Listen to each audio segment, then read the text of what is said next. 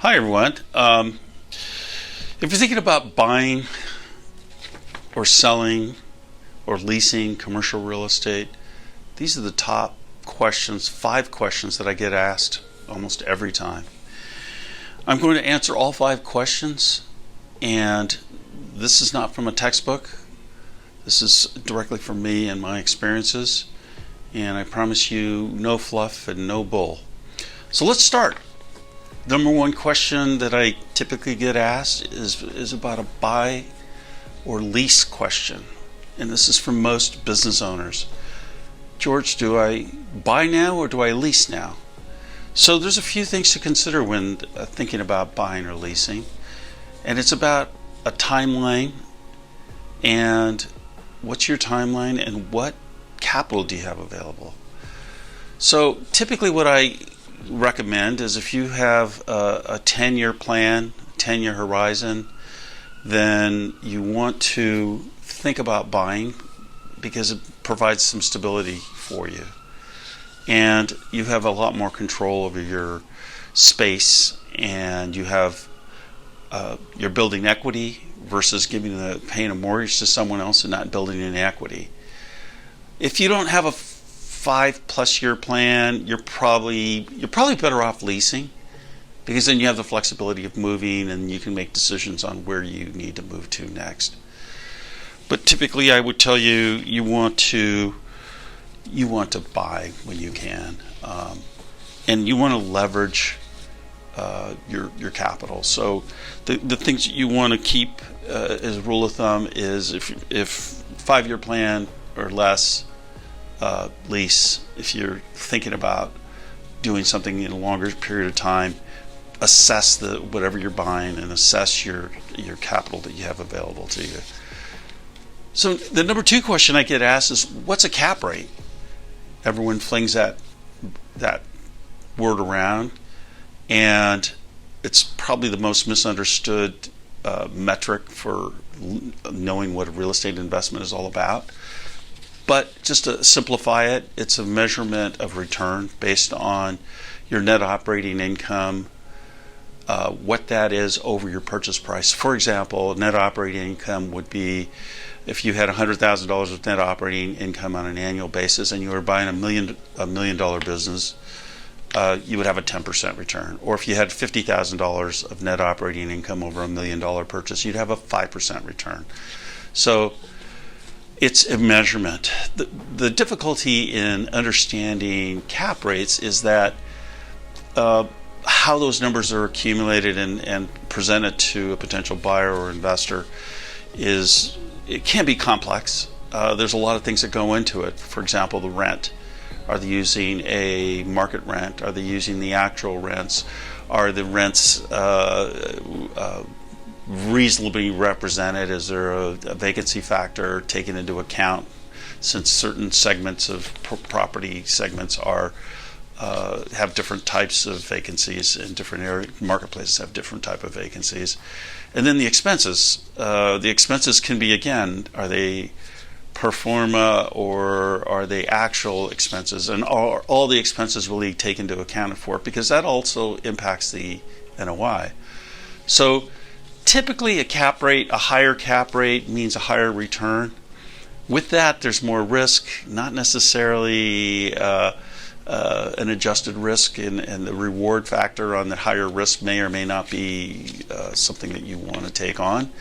Lower cap rates typically mean higher quality leasing, better marketplaces, newer buildings, more functional buildings. So you're going to pay a lower cap rate. But the trick is understanding how do you compare cap rates, making sure you analyze that NOI and the quality of that NOI. And so thirdly, I want to talk about the third question I typically get is about what's the difference between types of leases. So a triple net lease, also known as an end lease, a gross lease, or a modified gross lease. You have to kind of understand that as a lessee or as a landlord, as an investor.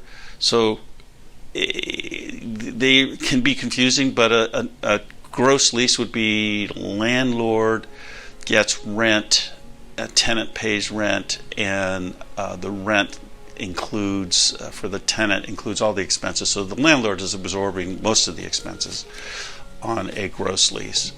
The extreme opposite of that, or the complete opposite of that, would be a triple net lease. Again, it's called NNN. You'll see it represented that way many times.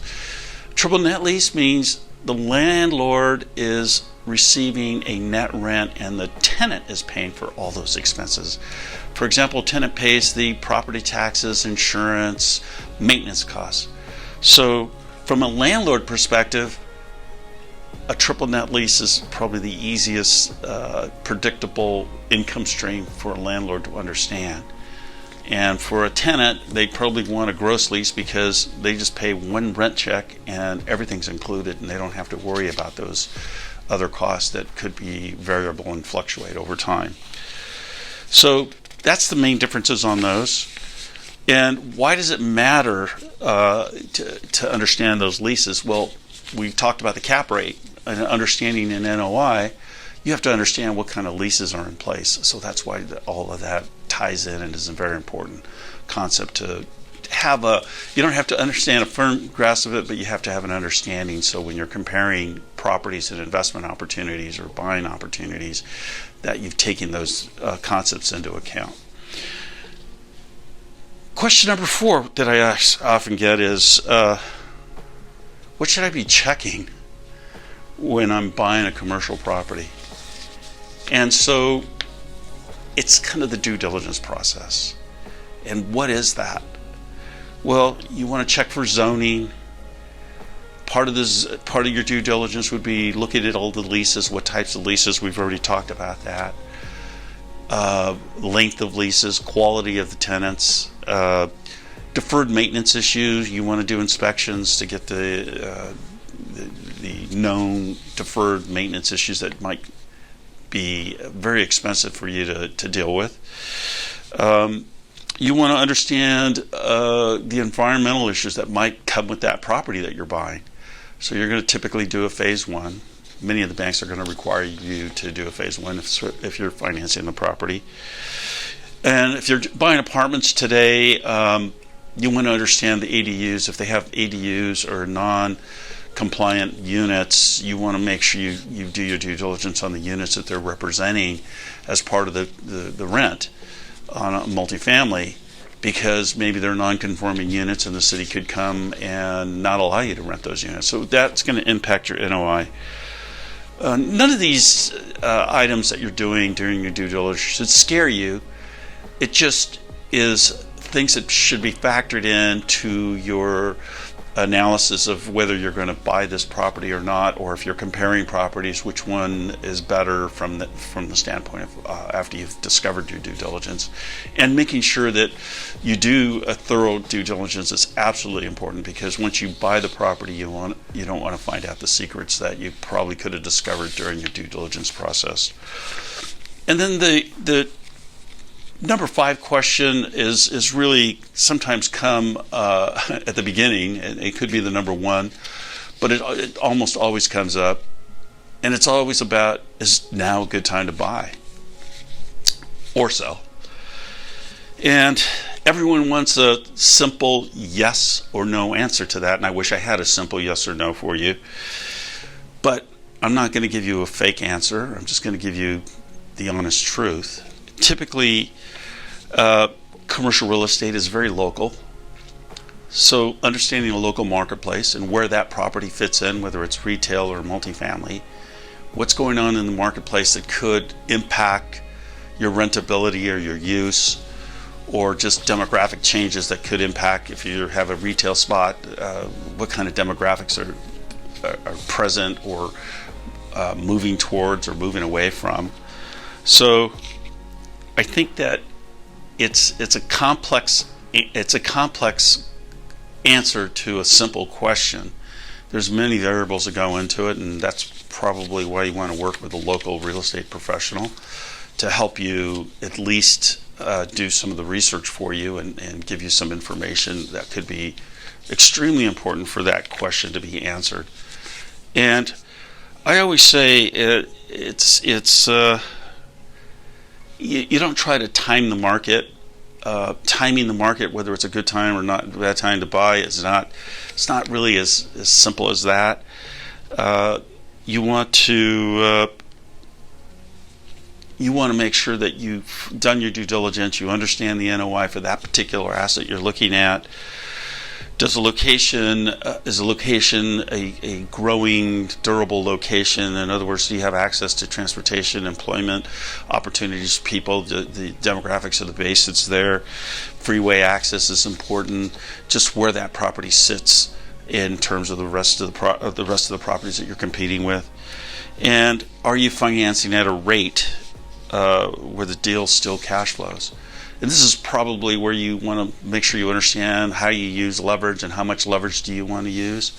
Completely different subject, but I think I've covered it in the past, or I will cover it in the future. And if all of those line up for you and everything seems to be right, you pull the trigger and you go ahead and buy. And don't get worried about the headlines, because the headlines will scare anyone and will not make you make a decision. It'll make you postpone the decision. And I'll paraphrase a quote by Will Rogers that basically says, you make real estate investments, you buy today and wait instead of waiting to buy. That's always a good quote, because I've known so many investors and commercial owners that they were glad they bought, because over the 10-year period or 15-year period or 20-year period, it was probably one of the top investments they made from a financial decision. They were very happy they made that plunge into something that was kind of uncertain and unknown and scary. And so I wanted to just tell you that the questions buy versus lease and the cap rate and the lease types and the due diligence and marketing time. And if you're looking at a specific property and want a second set of eyes to help you, I'm here, my company's here, Caldwell Banker Commercial Blair in Long Beach. We help navigate those tricky and sometimes confusing questions that come up, and help with that process of the due diligence and the market research and understanding what you're looking at and where the best opportunities might be for you, working with lenders that can provide leverage so that you can buy a property, and making sure we understand what kind of capital you really have to deploy for a big purchase like that. And so drop me if you have any questions, drop me a message. Either text me, call me, message me. I'm available to help you. I have several agents here that can help you with this process, and navigate through this process, and hopefully make you an owner or an investor that has great rewards in owning commercial real estate. That's it. Thank you for your time.